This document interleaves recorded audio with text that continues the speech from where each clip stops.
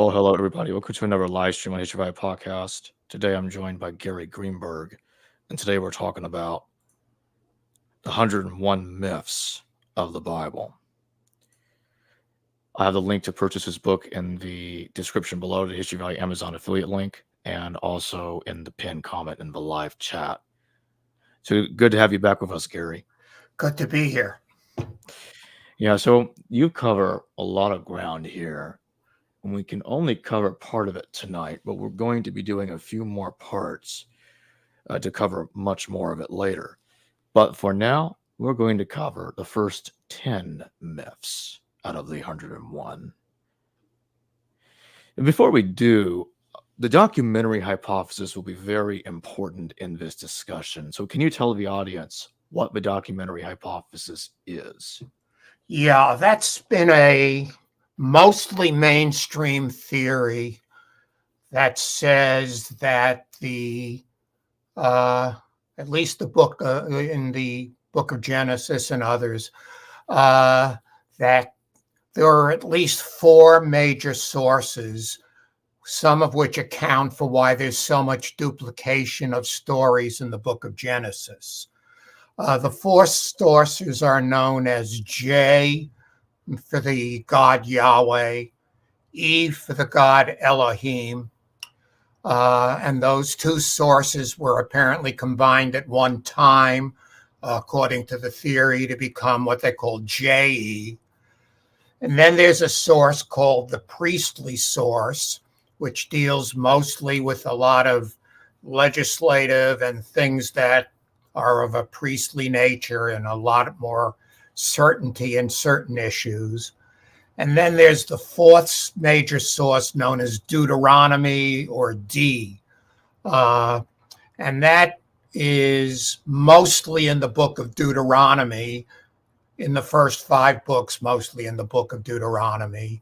But afterwards, most of the next several books, Judges, 1 Samuel, 2 Samuel, 1 Kings, 2 Kings, are all thought to be written out of the same school that wrote Deuteronomy. They call it the Deuteronomistic school. And that was probably done around the 600s, obviously more than half a millennium after the events it's talking about. J and E were probably written in the 800s, maybe a little earlier, maybe a little later. And the priestly is generally thought to have been the last or the latest, but I think it might have been the earliest. R stands for the redactor. So the Torah, the first 5 books of the Bible, are generally made up of J and E combined, P and D, with R integrating stuff or adding to it. What's important about this is that when the scholars try to break the sources up into their constituent parts, a J source, an E source, they find that they both tell coherent stories on their own. In E, the sources' stories all revolve around the use of the name El or Elohim for God, where in the J source, the stories generally revolve around the use of the name Yahweh for God. Within J and E, there's a lot of duplication back and forth where stories have different origins and so forth, and eventually get combined at later points. Similarly, although not explicitly the same sources, 1 and 2 Samuel is also thought to be made up of a large number of sources that were integrated at a later time. In fact, if you look at the book of Chronicles, they actually cite a number of sources that they allege were involved in aspects of the stories in 1 Samuel. and 2 Samuel.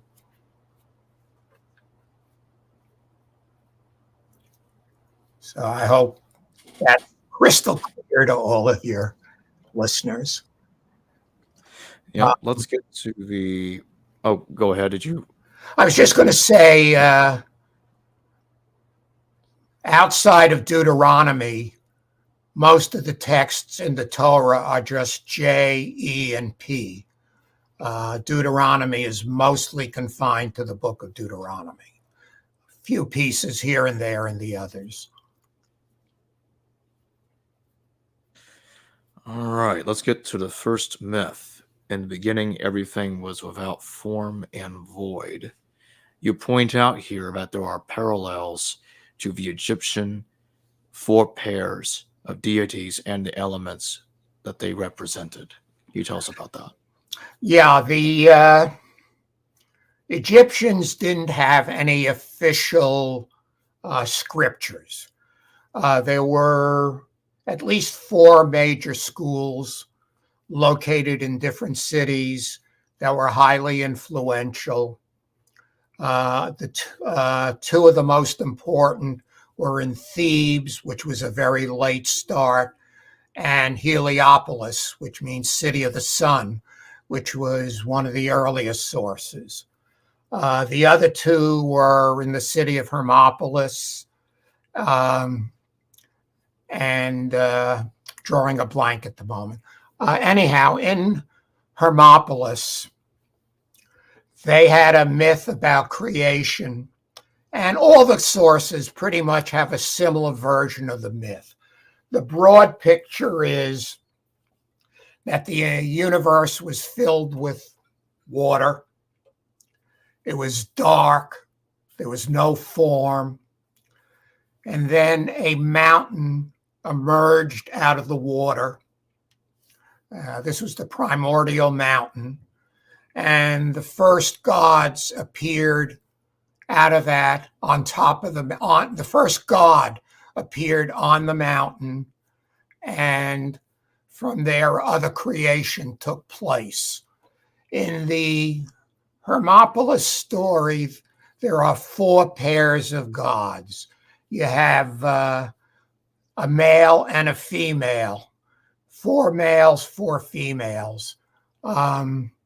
And they represent the 4 different primitive themes. Who is the god of the unformed space, which is similar to what we have in Genesis. Kuk is the darkness that was in the waters. There was no light as yet. Light doesn't appear until the first god appears on the mountain, and the flames appear, and the sun appears, and light appears. Nun is the primeval ocean. That's the deep. And Amen is the invisible wind. In Genesis, we have a similar theme. It doesn't talk about the wind per se. It talks about the breath of God going over the waters to trigger the start of creation. Amen becomes the chief deity in the city of Thebes. And he's not a sun deity per se, although he merges with the sun later on. So what you see here in this story is the 4 main elements that appear in the biblical account of creation. You have the ocean, the worldwide ocean, the darkness, unformed, space within a watery deep where there's unformed space, and the wind hovering over the waters. And that's pretty much how creation starts out in Genesis. But there are other things that tend to go on. And later, when you look at the story of Noah's flood, you begin to realize that that was a creation story too, in many ways mimicking the same set of events that take place here. And there's a lot of evidence that the Noah's flood stories, from my perspective, are Egyptian-based. All right, let's get to the second myth. God inherited creation with a spoken word. You point out that the Egyptians have similar ideas. Right. In Egypt, the word was believed to have a lot of power. The ability to form the word often involved controlling the entity that the word describes. And creation is involved. The Egyptian god in the creation stories in the different cities speak words to begin the process of creation. And there are a number of texts in Egypt or passages in texts that give us many forms of that story. In the Egyptian creation myths from the fourth city, Memphis, that was the one I was forgetting. The chief deity there is named Ptah, and he was a crafts god. And basically, he speaks out the commands that bring things into being. And then what he does is he basically adopts another creation story from the city of Heliopolis and makes that creation a subset of his god. But the other deities also speak words that lead to the creation process. In one interesting myth, the Egyptian god Ra, who's one of the creator deities in versions of stories, is sick and ill and near death.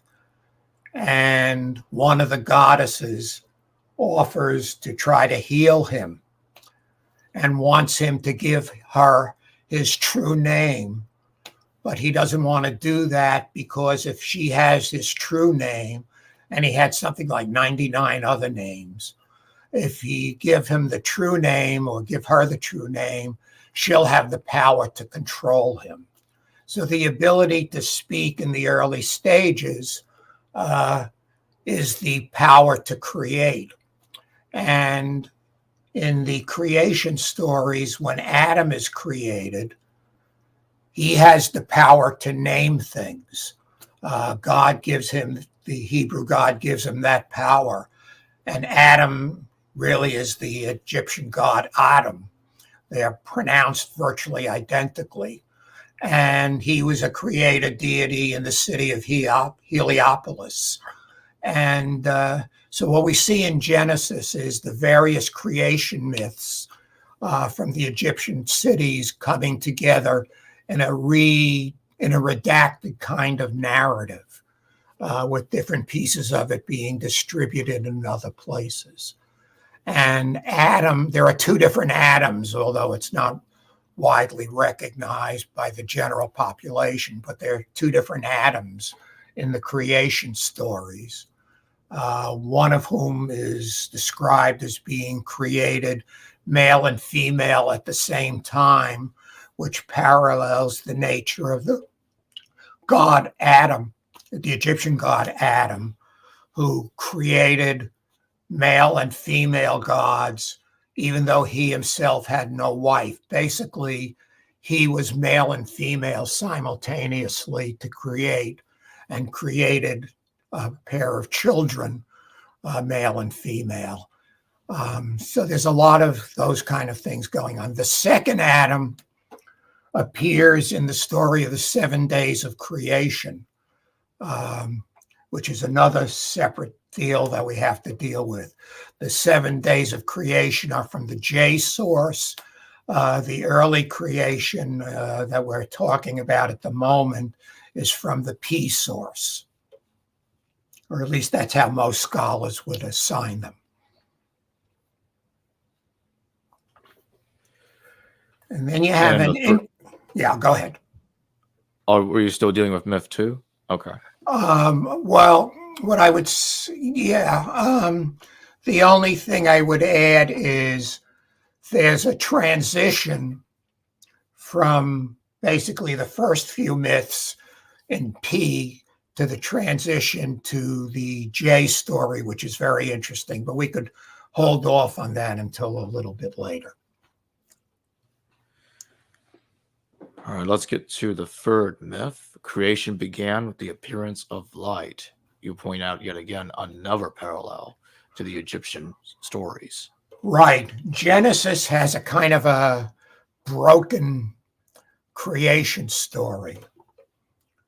In the beginning, God creates light, but there is no sun, there's no moon, there's no stars, there's no evidence of what this light is.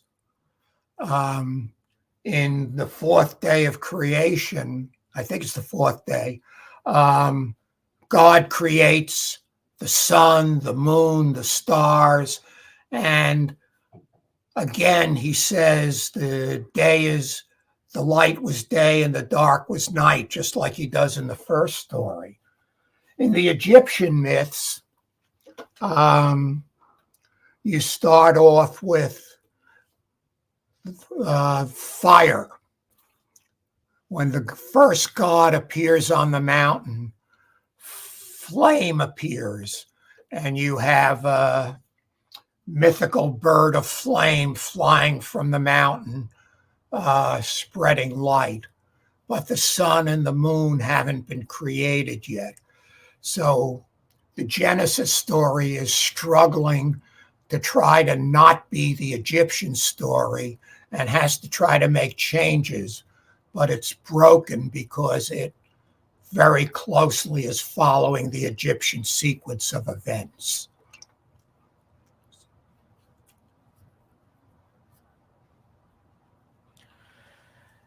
And in myth 4, you mentioned God separated light from darkness on the first day. Once again, another Egyptian parallel. Right. You're starting off on the first day with the separation of light from dark, but not being told where that light is from. In the Egyptian myth, the light is the flame from the bird of the bird of fire, which was later identified as the phoenix by the Greeks. And that was the light that separated light from dark. The underworld was dark. The heavens were light from the flame. But on the fourth day, I think it's the fourth day, God does it again. He separates the light from the dark. And again, he calls the first one the first day. But how is it the first day if you have no sun and moon? What is the divider between it?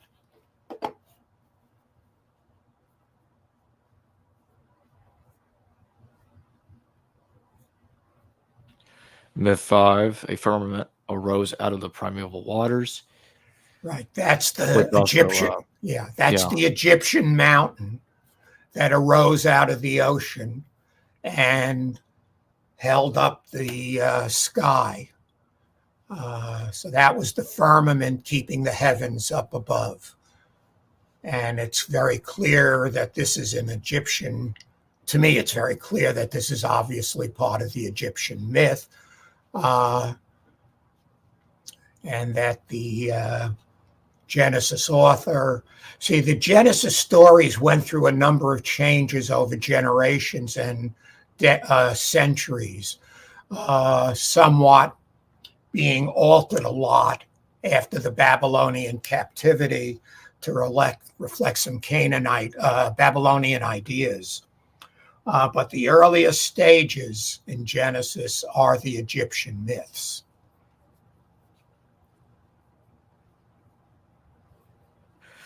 So basically what you're showing here so far is that the creation account in the book of Genesis is a combination of different variants of Egyptian creation myths while being partly influenced by different Mesopotamian myths simultaneously. But the Mesopotamian influence doesn't come in until after the 6th century, when Israel is moved in, or the intellectuals are moved into Babylon, and they become more familiar with the Babylonian culture.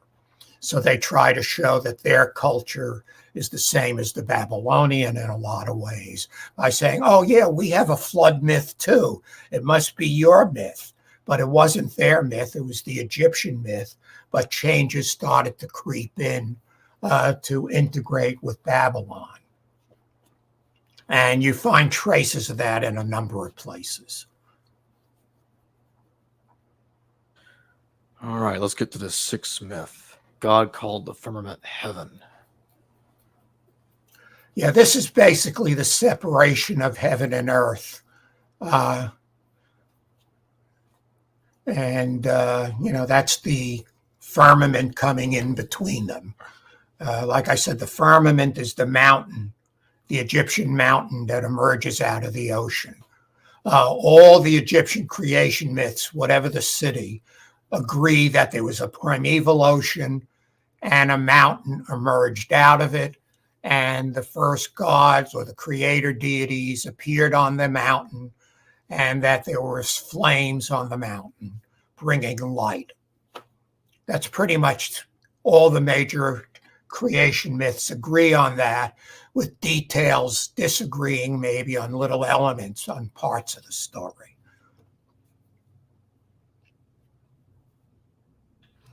In myth 7, God gathered the waters in one place.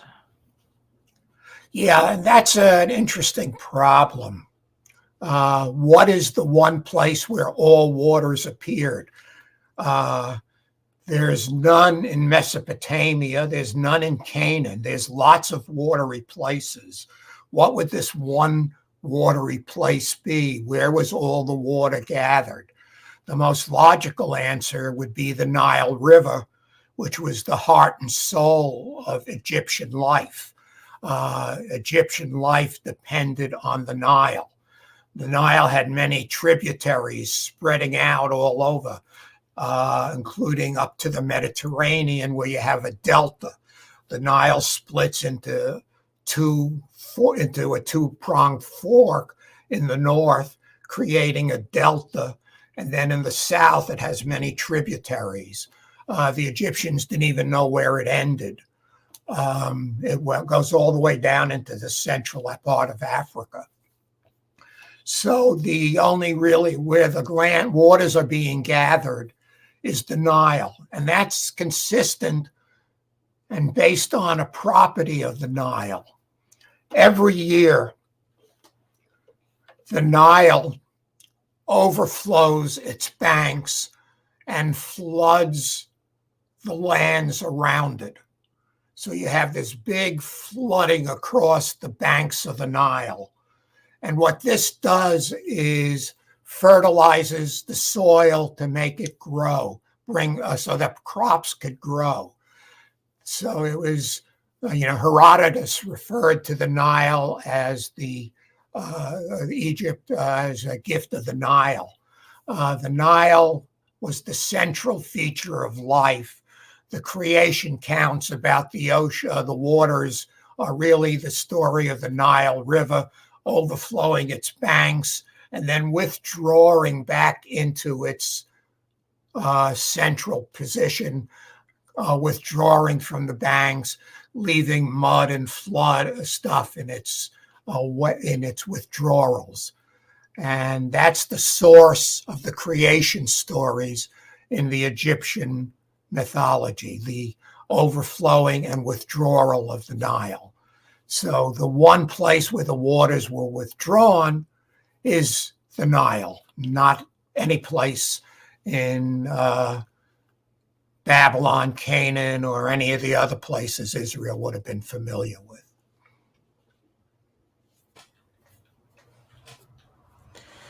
Myth 8, vegetation appeared before the sun. Yes, that's a tricky one because you would normally think you need the sun to grow crops. But in the Egyptian myths, the grass fields, the vegetation appears first. Actually, the god of vegetation was Osiris, who's the god of life. And then there's the trees and all that. And in the Egyptian myths, Osiris appears as the vegetation before the creation of the sun.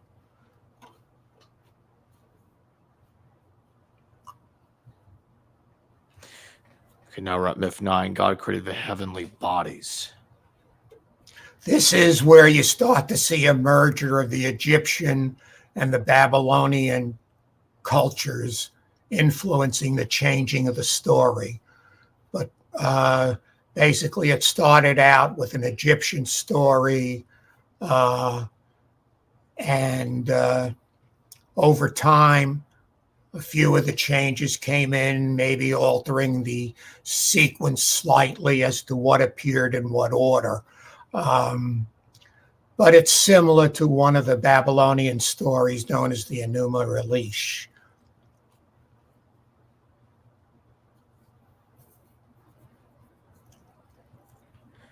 In myth 10, birds emerged from the primeval waters.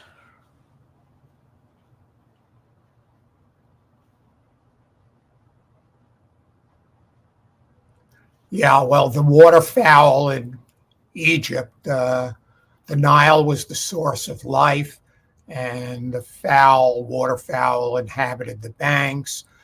And, several myths associate various waterfowl with the creation process. One of the myths talks about the great goose that laid an egg, which simulated the ocean that was in the beginning of creation. You have a bird as a part of some of the creation myths, the bird of fire flying off into the heavens and so forth.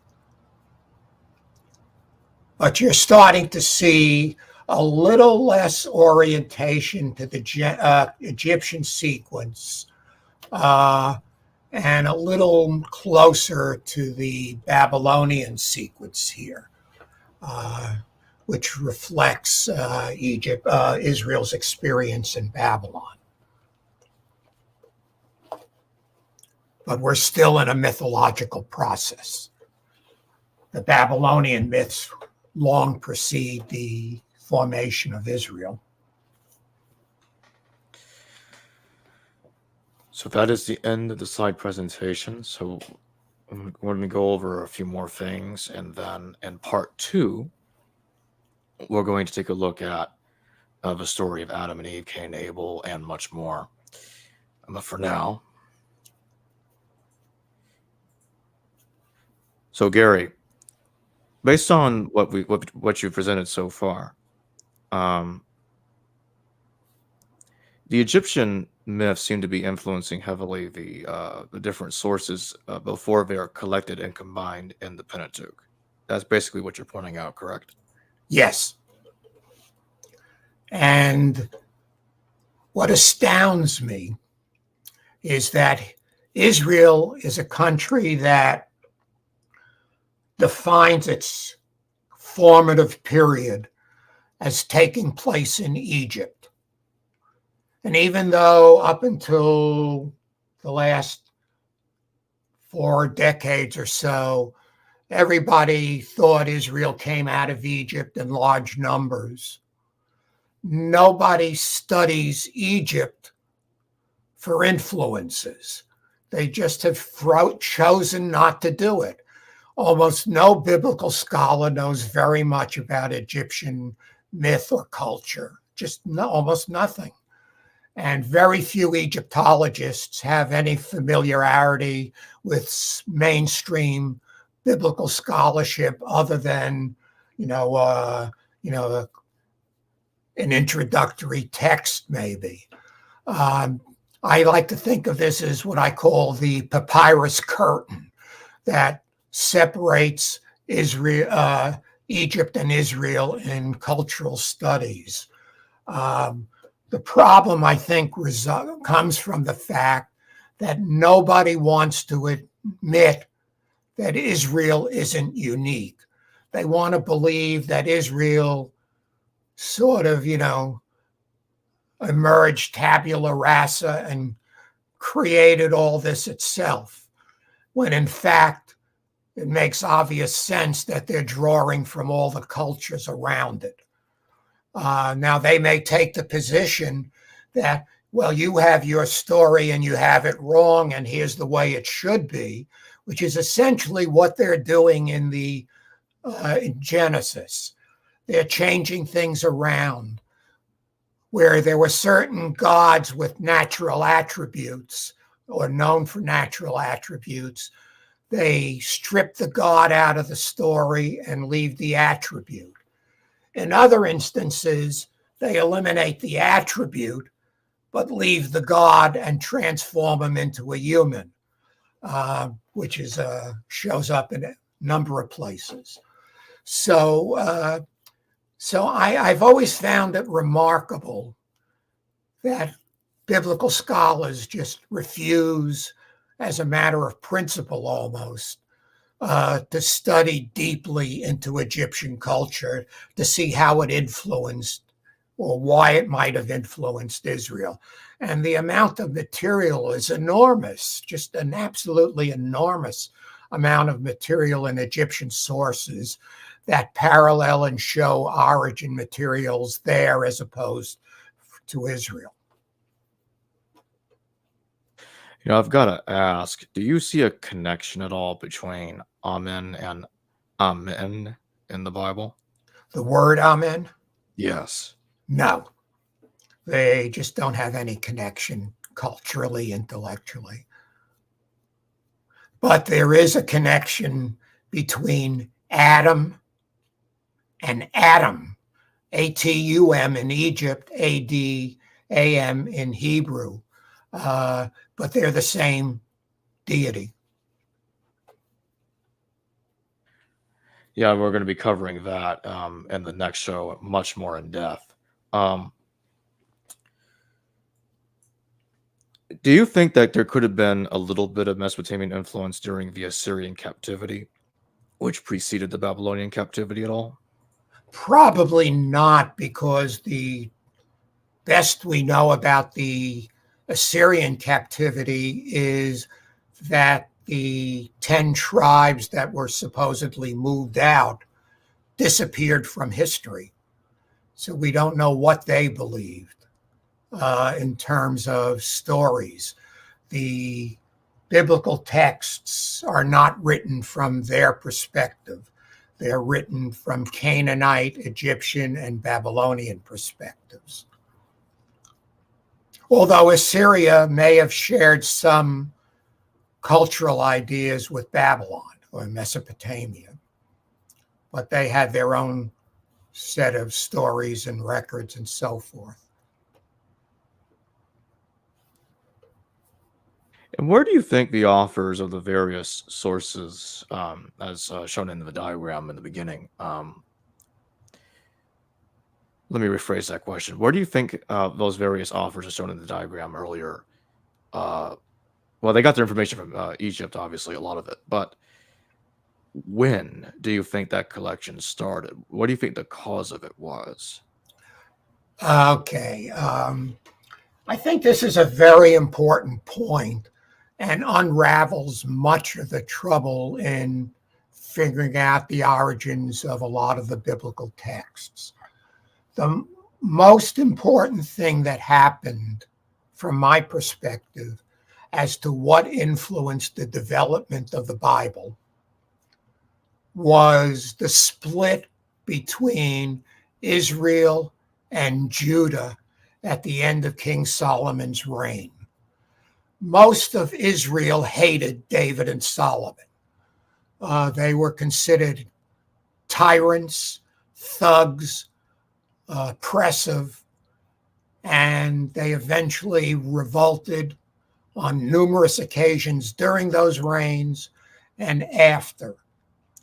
And after the split, there was a terrible rivalry between the two kingdoms of Judah and Israel.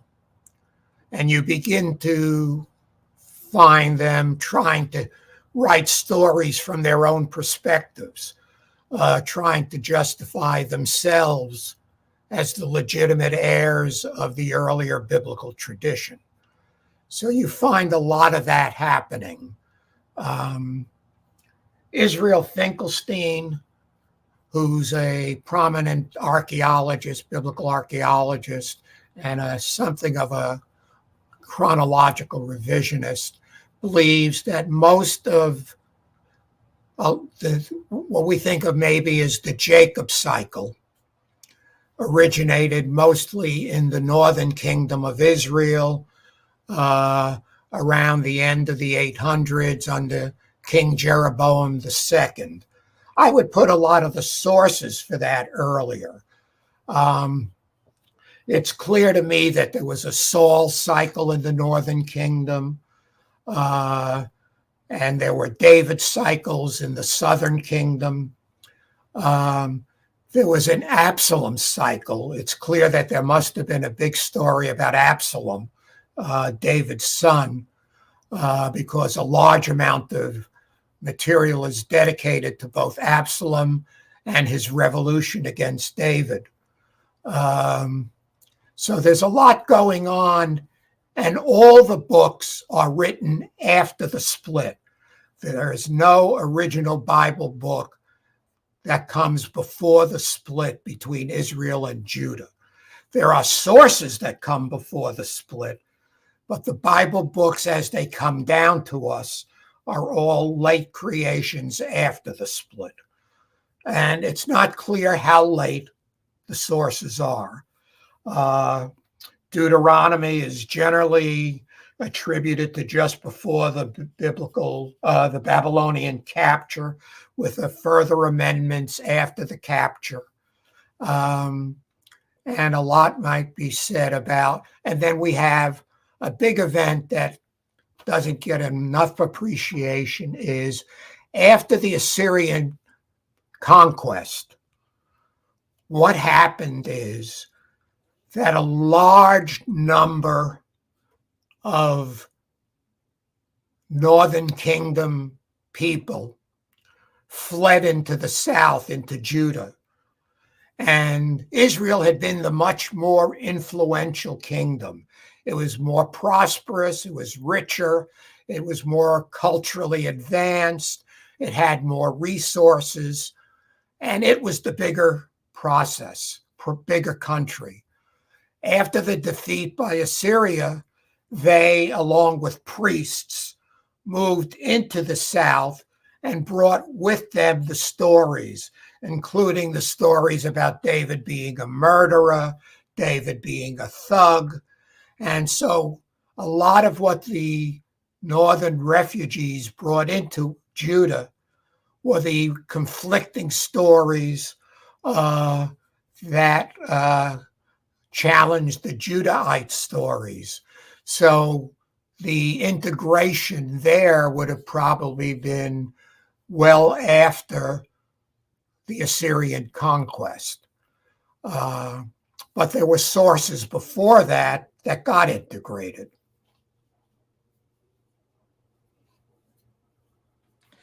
All right. So we're going to go ahead and close. And so I would like to remind everybody, go ahead and get his book.